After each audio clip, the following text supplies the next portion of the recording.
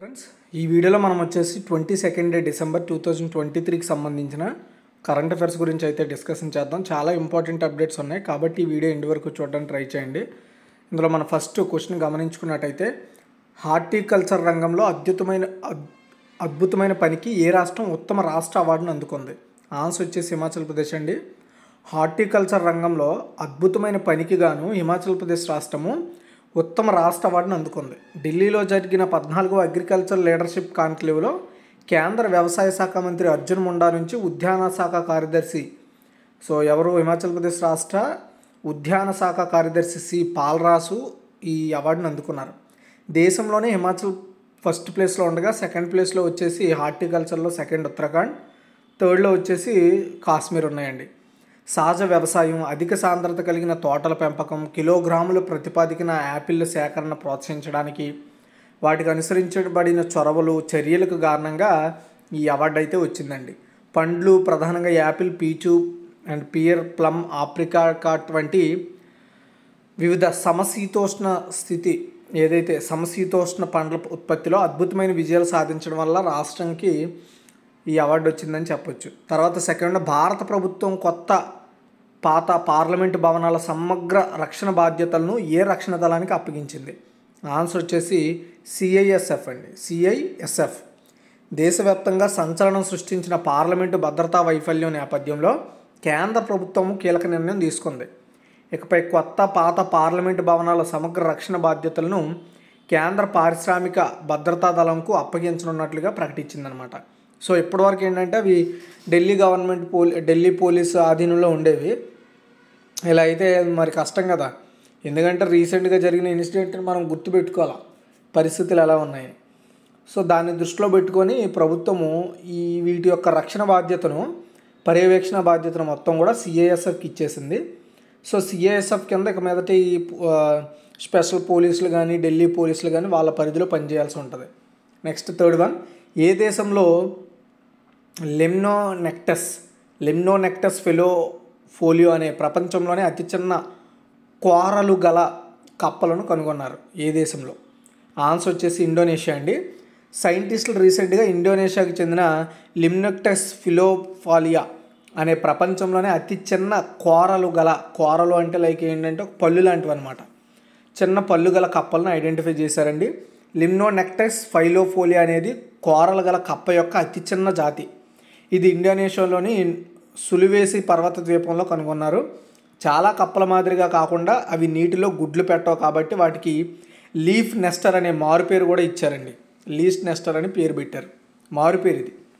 కోరలు గల కప్పలు లిమ్నోనెక్టస్ జాతికి చెందిన 75 రకాల కప్పల సమూహాన్ని కలిగి ఉన్నాయంట. తర్వాత 4, ఇటీవల కన్నుమూసిన జాతీయ మహిళా కమిషన్ మాజీ చైర్మన్ ఎవరు? ఆన్సర్ వచ్చేసి డాక్టర్ మోహిని గిరి. ప్రముఖ మహిళా హక్కుల కార్యకర్త డాక్టర్ వి మోహిని గిరి హెల్త్ ఇష్యూస్ వల్ల ఆమె చనిపోయేటప్పటికి ఆమె ఏజ్ వచ్చేసి 86. Doctor Mohini Giri national commission for women మరియు సెంట్రల్ సోషల్ వెల్ఫేర్ బోర్డుకు మాజీ అధ్యక్షురాలుగా చైర్మన్గా ఉన్నారండి.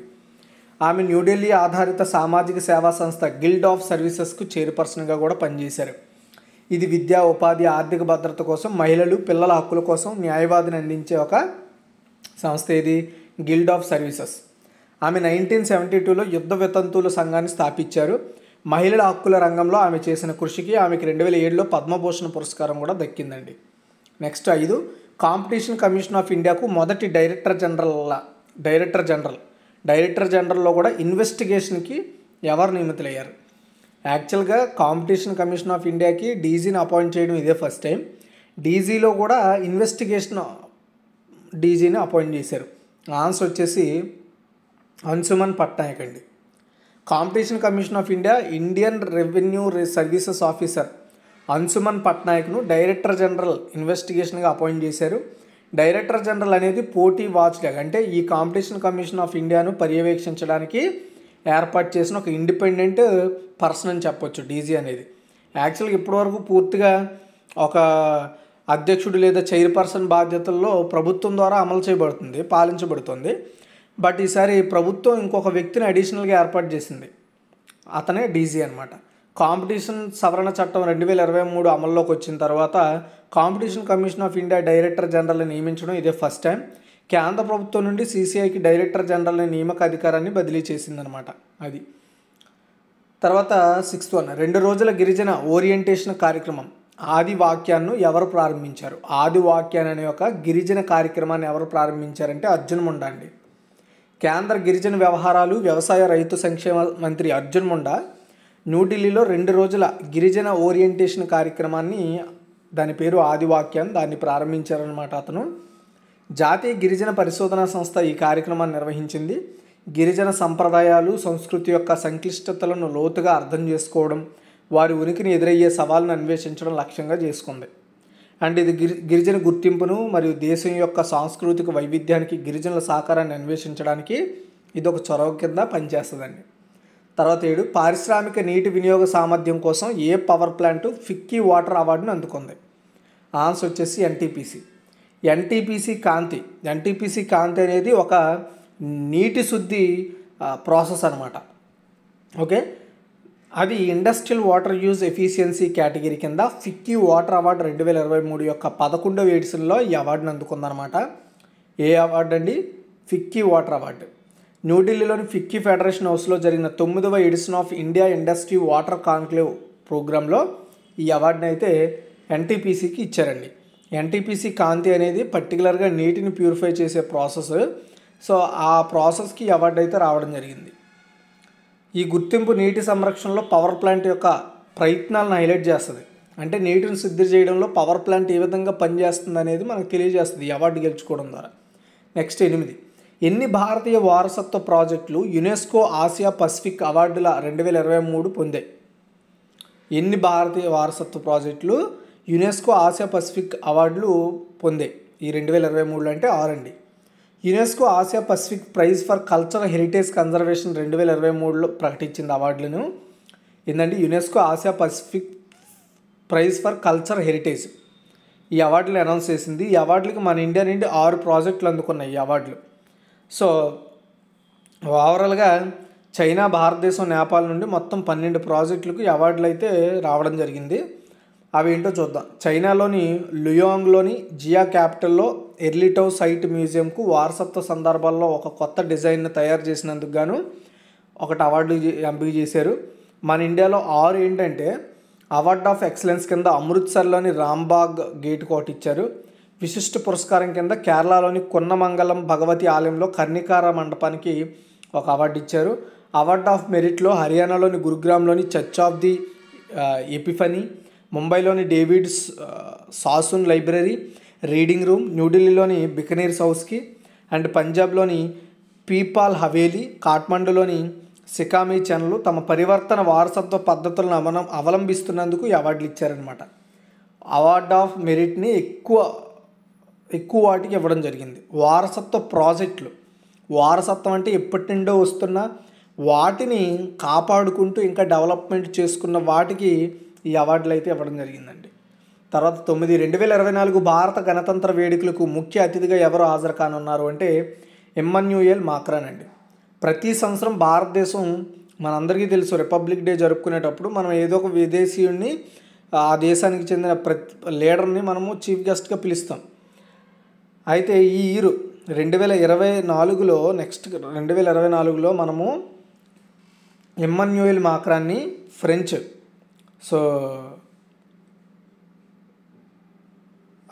ఎమ్మాన్యుయల్ మాక్రాన్ని మనము ఇన్వైట్ చేయడం జరిగిందనమాట. ఈయన ఫ్రెంచ్ అధ్యక్షుడు.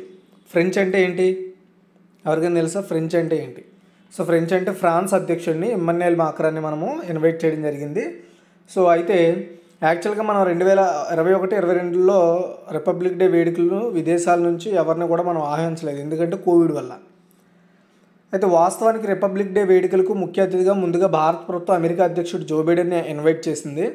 అయితే కొన్ని ప్రత్యేక కారణాలతో ఆయన హాజరు కాలేకపోతున్నారట. దీంతో సెకండ్ ఆప్షన్గా ఫ్రాన్స్ అధ్యక్షుడు ఎమ్మాన్యుయల్ మాక్రాన్ని ఇన్వైట్ చేశారు. వాళ్ళు కూడా అగ్రి అయ్యారు వస్తున్నట్లుగా.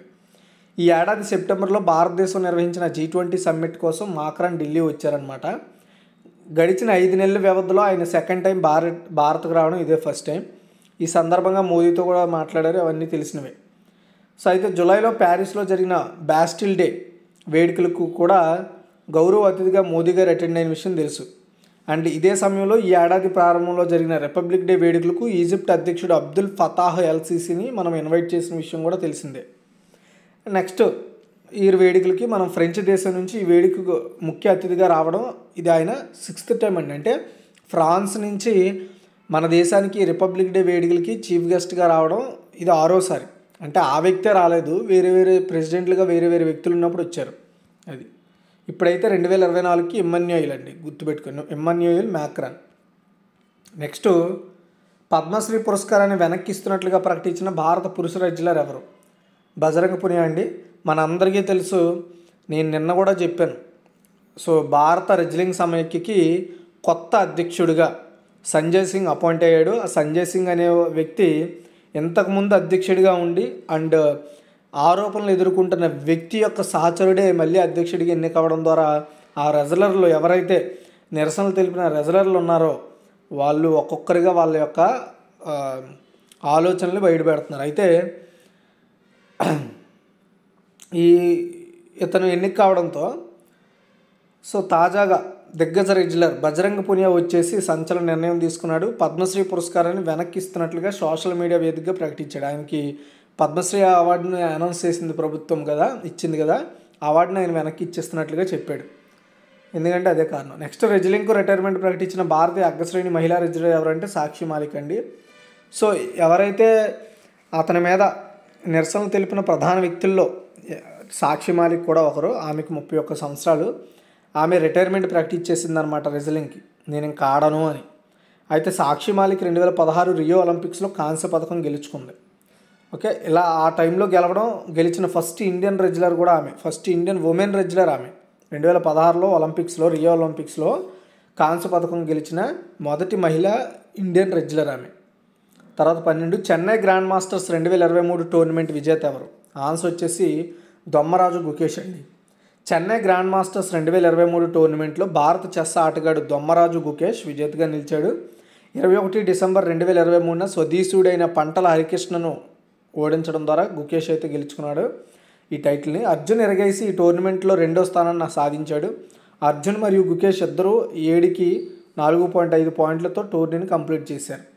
సో యాక్చువల్గా మన ఈ చెస్ గ్రాండ్ మాస్టర్స్ 2023 టోర్నమెంట్ని ఫిడే అండ్ మన భారత చెస్ సమైక్య కలిసి నిర్వహించాయి. ఫిడే గురించి చూసుకుంటే ఇది జూలై 20, 1924 ఏర్పాటైంది. ఫిడే అనేది ఇంటర్నేషనల్ చెస్ ఫెడరేషన్ అనమాట. దీని హెడ్ ఆఫీస్ స్విట్జర్లాండ్లోని లౌసాన్లో ఉంది. ప్రస్తుతం ఇందులో దాదాపు 199 సభ్య దేశాలు ఉన్నాయి. ఫిడే అనేది చెస్ గేమ్ యొక్క పాలక మండలి. ఇది అన్ని అంతర్జాతీయ చెస్ పోటీలను నియంత్రిస్తూ ఉంటుందండి. తర్వాత 13 జాతీయ గణిత దినోత్సవం ఎప్పుడు జరుపుకుంటారంటే డిసెంబర్ 22 అండి. ప్రతి సంవత్సరం డిసెంబర్ 22ని జాతీయ గణిత దినోత్సవంగా జరుపుకుంటాము. ఎందుకు అంటే భారత గొప్ప గణిత శాస్త్రవేత్త ఎవరు? శ్రీనివాస అయ్యంగార్ రామానుజన్ జ్ఞాపకార్థకంగా జాతీయ గణిత దినోత్సవాన్ని మనం సెలబ్రేట్ చేసుకుంటున్నాం. మాజీ ప్రధానమంత్రి డాక్టర్ మన్మోహన్ సింగ్ శ్రీనివాస రామానుజన్ 125వ జయంతి సందర్భంగా 22 డిసెంబర్ 2012న ఈ డేని సెలబ్రేట్ చేయాలని అనౌన్స్ చేశారు. చెన్నైలో ఏర్పాటు చేసిన కార్యక్రమంలో రామానుజన్కు నివాళులు అర్పిస్తూ 2012వ సంవత్సరాన్ని జాతీయ గణిత సంవత్సరంగా కూడా అనౌన్స్ చేశారు మన్మోహన్ సింగ్ గారు అప్పట్లో. రామానుజన్ డిసెంబర్ 22, 1887 తమిళనాడులోని ఈరోడ్ అంటే ఇప్పుడు మద్రాస్ ప్రెసిడెన్సీలో ఆయన జన్మించడం జరిగిందండి. ఇది ఓవరాల్గా ఈరోజు ఒక టోటల్ కరెంట్ అఫైర్స్. మీకు అర్థమయ్యాయి అనుకుంటున్నాను. మీకు ఏమైనా డౌట్స్ ఉంటే కామెంట్ చేయండి, నేను రిప్లైస్ ఇస్తున్నాను. అండ్ మీరు కూడా మీకు తెలిసిన కొన్ని విషయాలు పంచుకోండి, ఎందుకంటే అది మీ యొక్క నాలెడ్జ్ని పెంచుతుందండి. అది అయితే మన ఫస్ట్ క్విక్ రివ్యూలోకి వెళ్తే హార్టికల్చర్ రంగంలో అత్యుత్తమ పనికి ఏ రాష్ట్రం ఉత్తమ రాష్ట్ర అవార్డుని గెలుచుకుంది అంటే హిమాచల్ ప్రదేశ్. భారత ప్రభుత్వం కొత్త పాత పార్లమెంటు భవనాల సమగ్ర రక్షణ బాధ్యతలను ఏ రక్షణ దళానికి అప్పగించిందంటే సిఐఎస్ఎఫ్. ఏ దేశంలో లెమ్నోనెక్టిస్ ఫిలోఫోలియా అనే ప్రపంచంలోని అతి చిన్న కోరలు గల కప్పలను కనుగొన్నారంటే ఇండోనేషియా. ఇటీవల కన్నుమూసిన జాతీయ మహిళా కమిషన్ మాజీ చైర్మన్ ఎవరు అంటే డాక్టర్ మోహినీగిరి. కాంపిటీషన్ కమిషన్ ఆఫ్ ఇండియాకు మొదటి డైరెక్టర్ జనరల్గా ఎవరు అపాయింట్ అయ్యారు అంటే అంశుమాన్ పట్నాయక్. 2 రోజుల గిరిజన ఓరియంటేషన్ కార్యక్రమం ఆది వాక్యాన్ని ఎవరు ప్రారంభించారంటే అర్జున్ ముండా. పారిశ్రామిక నీటి వినియోగ సామర్థ్యం కోసం ఏ పవర్ ప్లాంట్ ఫిక్కీ వాటర్ అవార్డుని గెలుచుకుందంటే ఎన్టీపీసీ. అండ్ ఎన్ని భారతీయ వారసత్వ ప్రాజెక్టులు యునెస్కో ఆసియా పసిఫిక్ అవార్డులో 2023 పొందాయంటే 6. 2024 భారత గణతంత్ర వేడుకలకు ముఖ్య అతిథిగా ఎవరు హాజరు కానున్నారంటే ఇమ్మాన్యుయేల్ మాక్రాన్. పద్మశ్రీ పురస్కారానికి వెనక్కి ఇస్తున్నట్లు ప్రకటించిన భారత పురుష రెజ్లర్ ఎవరు అంటే బజరంగ్ పునియా. రెజ్లింగ్ రిటైర్మెంట్ ప్రకటించిన భారతీయ అగ్రశ్రేణి మహిళా రెజ్లర్ ఎవరంటే Sakshi Malik. And Chennai grand masters 2023 tournament విజేత ఎవరంటే దొమ్మరాజు గుకేష్. జాతీయ గణిత దినోత్సవం ఎప్పుడు జరుపుకుంటారంటే December 22. Thanks for watching guys.